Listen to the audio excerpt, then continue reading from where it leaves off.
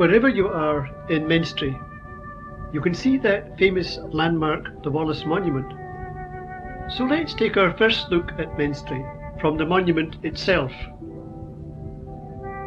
And there it is, lying close against the Ochils, 3 miles away as the crow flies. Flying with the crow, this is how you might see the village. Flying a bit higher, the view becomes more extensive. But flying is strictly for the birds.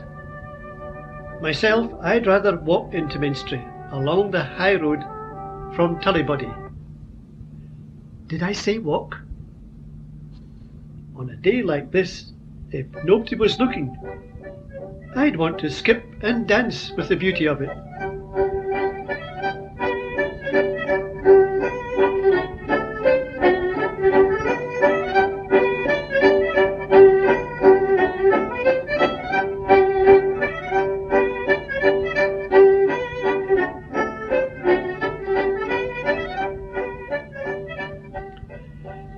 It wasn't always so bonny. Until it was drained and farmed, all that flat ground was a vast marshland. The only place for a road was along the foot of the hills. And this was the original road, now known as the back road. It would have an earth surface in those early days. Coming into Menstrie by the back road, you'll see yon house gable. There's how it looked for a great many years, until fairly recently. And that's the original building. It was part of the Clachan of Damsburn. Those buildings on the left survived as a mouldering ruin,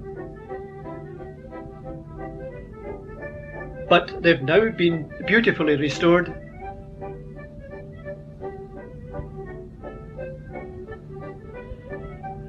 The old back road is well used in different ways.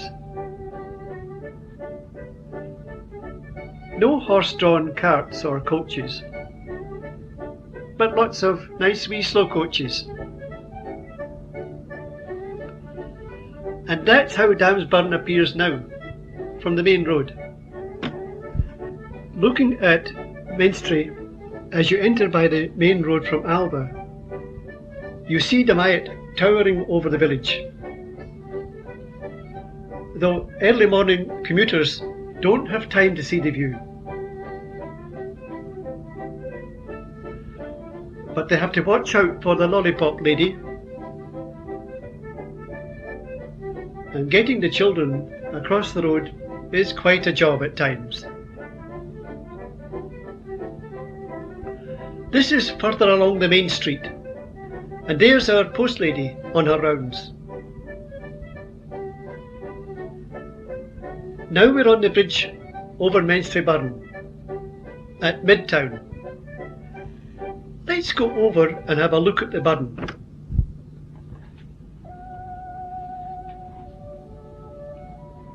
It's lovely walking up here by the willow trees. We come to the bridge that carried the old road over the burn.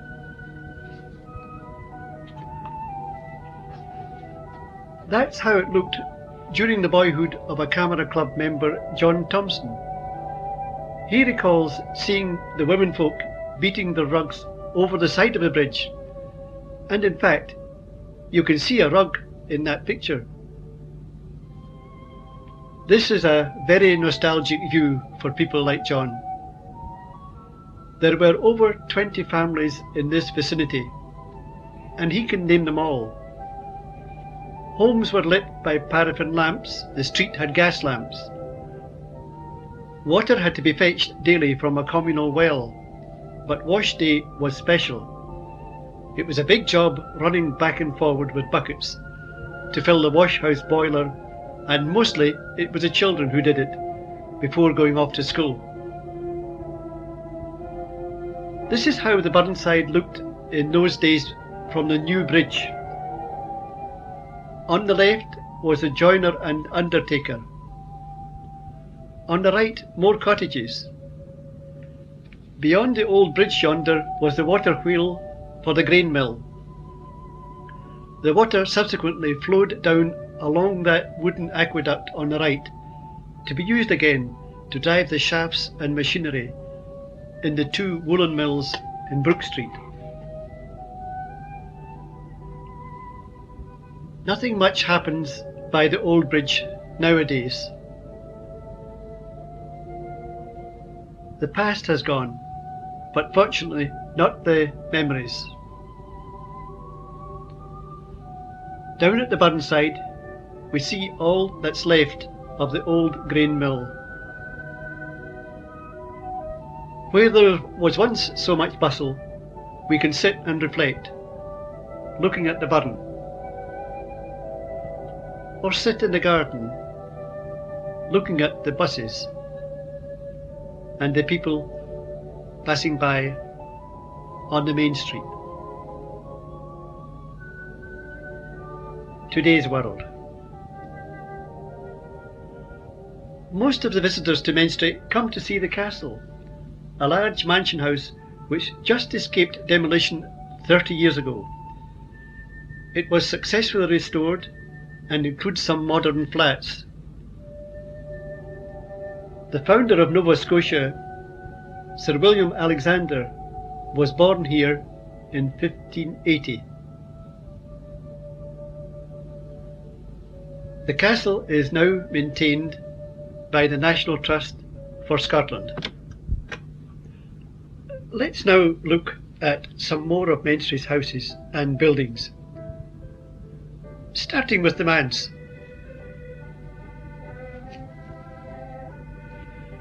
And going along Ochil Road.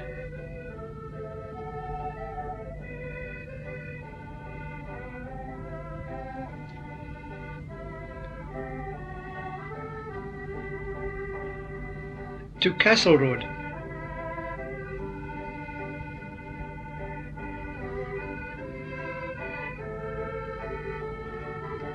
Abercrombie Place.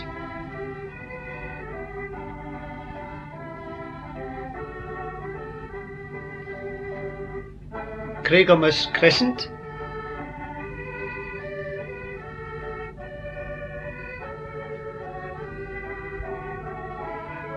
Windsor Street.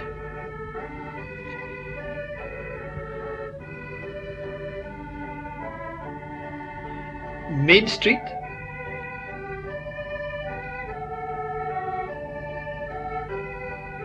And also on Main Street, Maggie Thompson's wee house.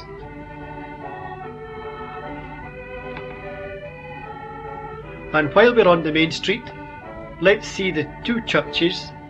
First, the parish church, and along at the Stirling end of the village, Blair Logie United Free Church.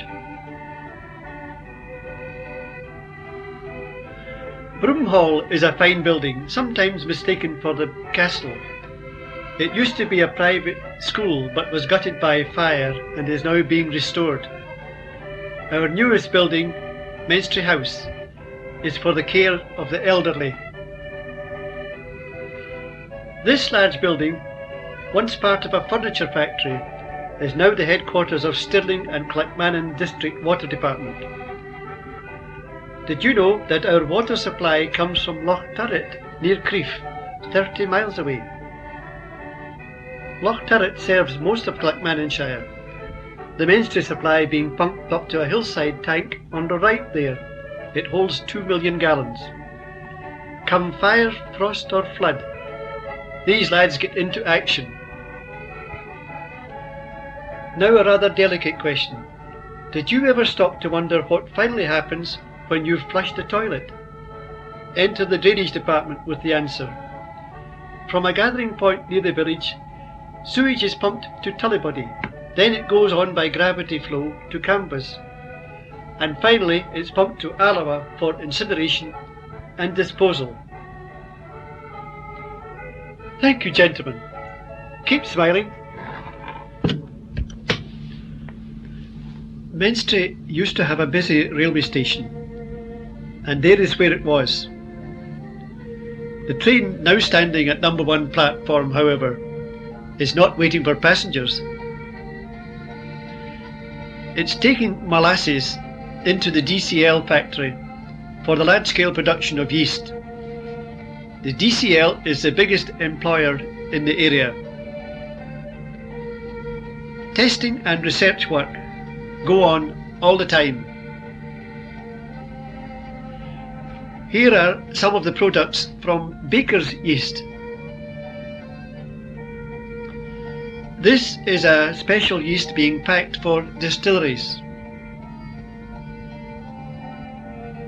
And this is dried yeast being prepared for dispatch. The yeast leaves the factory in big lorries. Demand is worldwide, the market competitive. This lot could be going to any one of 80 foreign customers. This is the village war memorial. It carries the names of men who, as boys, played in Menstrie Glen yonder and went to the old school across the road. Children still play in the glen, while the old school is now the community centre. The new school has a magnificent setting.